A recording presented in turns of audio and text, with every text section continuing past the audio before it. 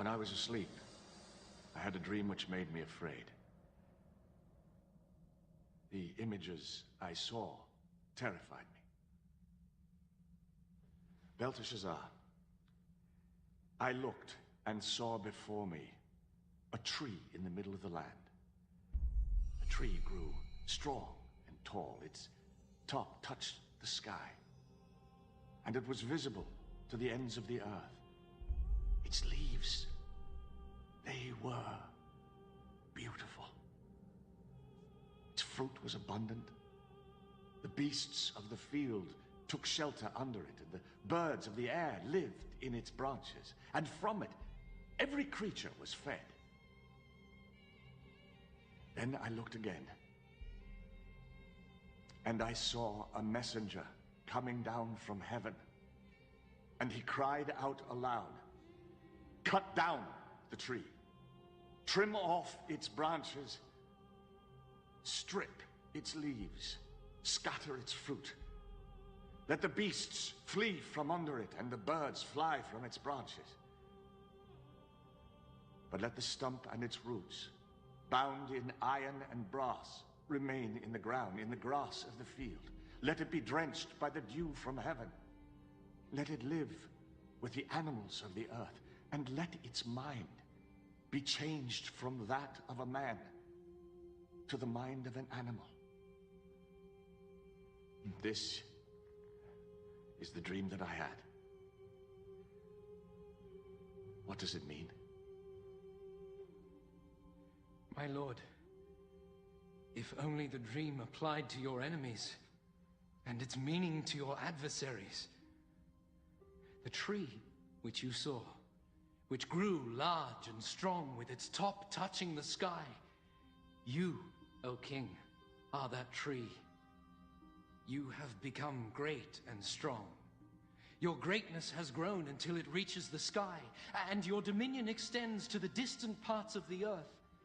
But you saw a messenger, a holy one, coming down from heaven, saying, "Cut down the tree and destroy it, but leave the stump bound with iron and bronze in the grass of the field, while its roots remain in the ground. Let him be drenched with the dew of heaven. Let him live like wild animals." This is the interpretation, O king. And this is the decree that the Most High has issued against my lord, the king. You will be driven away from people and live with the wild animals. You will eat grass like cattle, until you acknowledge that the Most High is sovereign over the kingdoms of men and gives them to anyone he wishes. The command to leave the stump of the tree with its roots means that your kingdom will be restored to you when you acknowledge that the Most High rules. Therefore, O king, be pleased to accept my advice. Renounce your sins by doing what is right, and your wickedness by being kind to the oppressed. Seek the Lord while he may be found. And it may be that your prosperity will continue. But the memory of kings is often short. And 12 months later, when the king was walking on the roof of the royal palace of Babylon. In all the world, is there anything like this? No, my king. My great wall, which, mountain-like, cannot be moved, I've made with mortar and brick. Its foundations I've placed upon the very bosom of the underworld. Its top I've raised mountain high. Is this not the great Babylon that I have built as my royal palace with my mighty power for the glory of my majesty? His words were still on his lips when a voice came down from heaven. Nebuchadnezzar, for your arrogance and your failure to give glory to the Most High, your authority is stripped from you. Go now from this kingdom which you claim. Your mind shall be reduced to that of an animal, and you will wander the land until you acknowledge the glory of God as above your own. Immediately, what had been said about Nebuchadnezzar was fulfilled.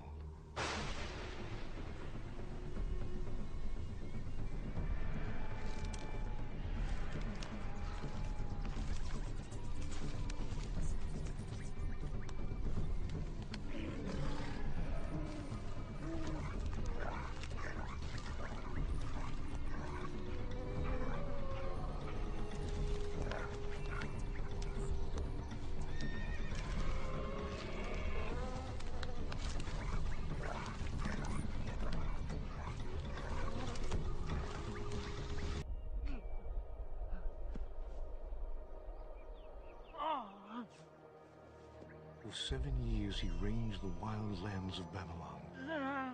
But it was not until the full time of his exile was completed that he turned his eyes toward heaven and declared, Praise be to the Most High.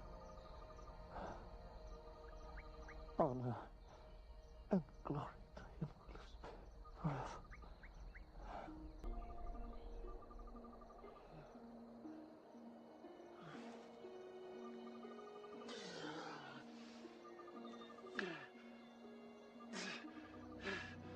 For his dominion is an eternal dominion. Before him, all the people of the earth are regarded as nothing. He may do as he pleases with the powers of heaven and all the people of the earth. And no one may say him nay. No one may say him nay.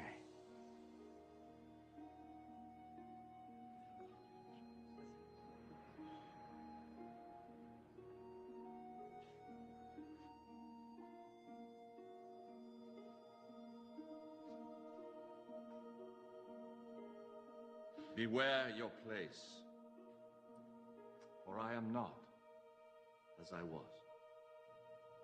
Let it be recorded that I, Nebuchadnezzar, do praise, exalt, and glorify the King of heaven, because everything he does is right, and all his ways are just. And those who walk in pride, he is able to humble.